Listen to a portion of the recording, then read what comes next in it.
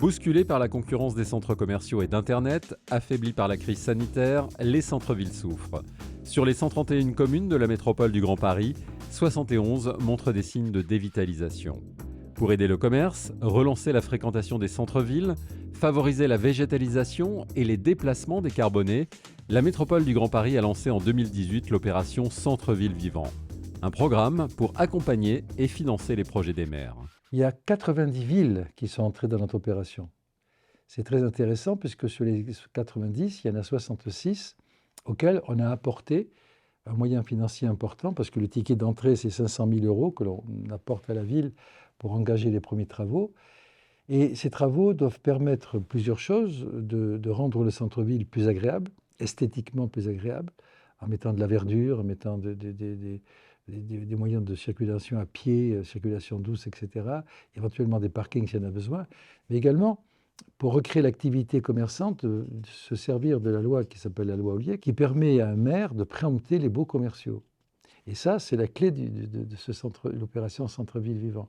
Parce que quand un maire voit un commerce qui ferme et il peut préempter le bail au prix des domaines, il peut ensuite, grâce à cette loi, mettre le commerce qu'il souhaite y mettre. Parmi les villes qui ont rejoint le programme, Aubervilliers. Autour de la mairie, le centre-ville va changer de visage. Vraiment, l'idée, c'est de profiter de cette centralité que nous avons autour de la place de la mairie, avec cette station de métro proche, ces rues qui seront à terme piétonnières. Et on a vraiment la chance à Aubervilliers d'avoir un cœur de ville. Donc nous préemptons les commerces. Quand un commerce se libère, qu'il est en cœur de ville pour pouvoir éviter que ce soit du commerce peu qualitatif. Donc grâce à cela, nous allons avoir par exemple derrière l'église un restaurant traditionnel. On aura bientôt un bar à vin.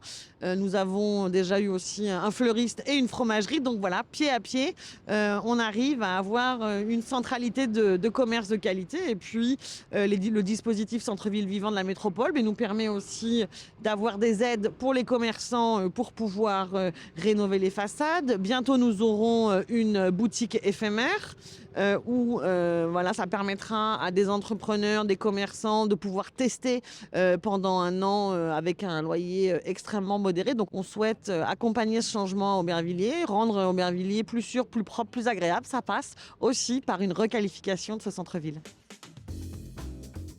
Quelle que soit l'avancée du projet, les villes candidates seront accompagnées et conseillées.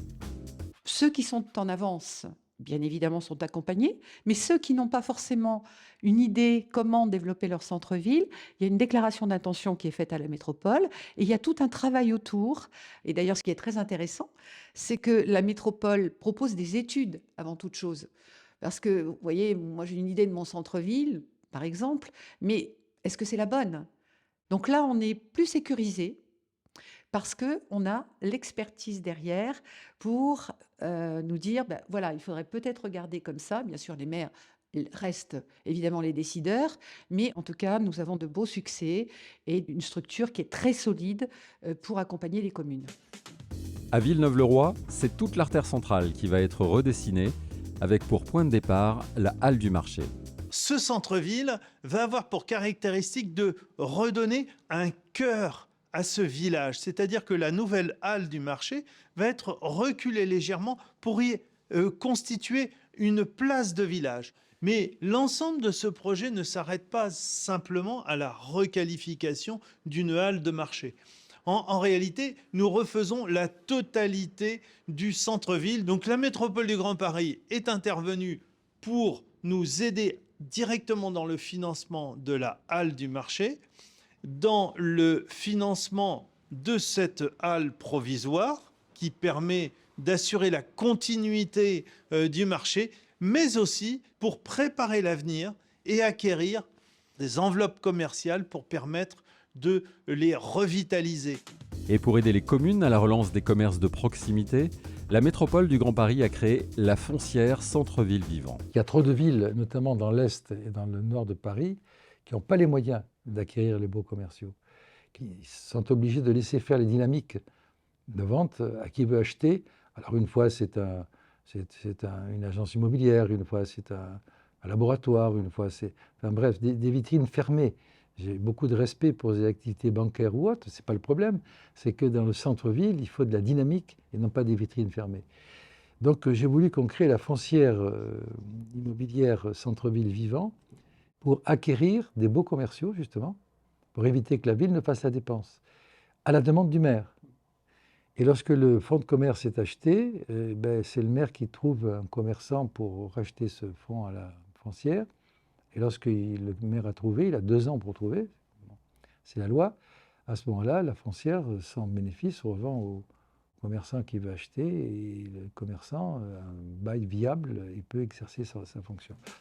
La foncière peut aussi acquérir les murs et effectuer les travaux nécessaires, comme à Villeneuve-le-Roi, dont le dossier a été retenu par le conseil d'administration. Là, en l'occurrence, cette charcuterie ne trouvait pas repreneur.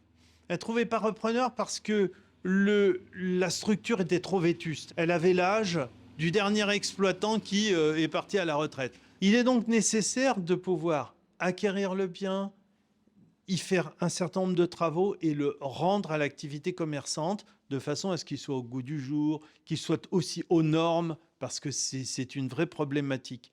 Donc la foncière va l'acquérir, va y faire des rénovations et des remises aux normes. On répondra ainsi à l'attente. On regarde à la fois la collectivité locale, on regarde l'offre commerciale déjà existante. Ça ne sert à rien de recréer de la concurrence au sein d'une ville.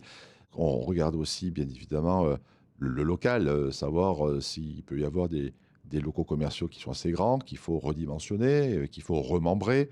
On a des objectifs quand même assez ambitieux. Et en fait, on veut pouvoir acquérir entre 300 et 400 locaux commerciaux qu'on va pouvoir réhabiliter, qu'on va remettre sur le marché à horizon 2028-2030.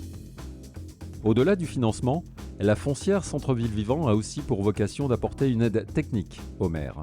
Il y a des situations vraiment très contrastées dans la métropole du Grand Paris.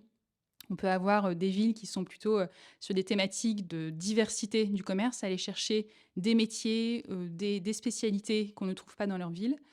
D'autres qui vont plutôt avoir des problématiques de vacances, des locaux qui sont vides, non occupés.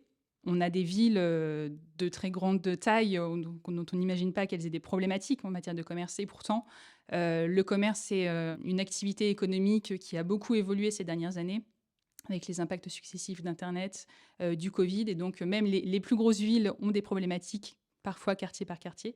Et puis, les petites villes ont aussi un besoin en compétences immobilières, en savoir-faire qu'elles viennent chercher auprès de cette foncière. Et là, on va être sur des problématiques de structurer parfois un centre-ville, venir implanter le premier boulanger artisanal de la ville, le premier boucher, le premier primeur, et d'être au plus près de leurs problématiques et de s'adapter à elles. Dans la boîte à outils à disposition des communes, la métropole du Grand Paris contribue également au recrutement de managers de centre-ville, en partenariat avec la CCI. Nous accompagnons et nous formons des hommes et des femmes qui vont travailler à l'attractivité des centres-villes auprès des commerçants et auprès des collectivités pour faire en sorte de mener des ateliers d'accompagnement auprès des commerçants et également des formations auprès d'eux. Ça va du bail commercial, de la gestion du bail commercial, ça va sur l'aménagement des boutiques. C'est un chantier assez vaste. À côté de cela, nous avons l'accompagnement auprès des collectivités, où c'est de l'accompagnement juridique, de l'accompagnement sur l'urbanisme commercial. Et c'est donc notre ADN d'accompagner les commerçants, même à travers les associations de commerçants, et bien sûr les collectivités, parce que c'est ce lien qui est absolument nécessaire pour faire en sorte qu'il y ait de la vie dans les quartiers, tout simplement parce que le commerce, c'est la vie. La métropole du Grand Paris met également à disposition des outils comme cette plateforme de formation à la digitalisation du commerce, cet outil d'analyse de fréquentation et de circulation des piétons, ou encore un observatoire de l'offre commerciale. C'est un outil de cartographie. Vous rentrez par une carte, la carte des commerces de votre commune. Cette carte est mise à jour régulièrement. Ensuite, c'est un outil pour visualiser l'information. C'est-à-dire que vous pouvez cliquer sur chacun des points, et sur chacun des points, vous avez une information à la fois sur le commerce, sur le local du commerce et l'environnement du commerce. Ça peut être utile pour détecter les locaux vacants ou qui peuvent devenir vacants, avoir des éléments d'information sur les prix. Et aussi, c'est un outil d'analyse. On peut utiliser l'outil pour analyser son tissu commercial. Et tous ces outils ont pour objectif de recréer de l'animation et de retrouver de la convivialité. C'est toute l'ambition de l'opération Centre-ville vivant. Ce que nous faisons, puisque je suis maire moi-même, et on travaille les 131 maires ensemble, c'est pour qu'un maire puisse avoir les moyens, soit les moyens financiers dans le cadre Centre-ville vivant que la métropole apporte, soit les moyens juridiques et aussi financiers et techniques que la foncière peut apporter également.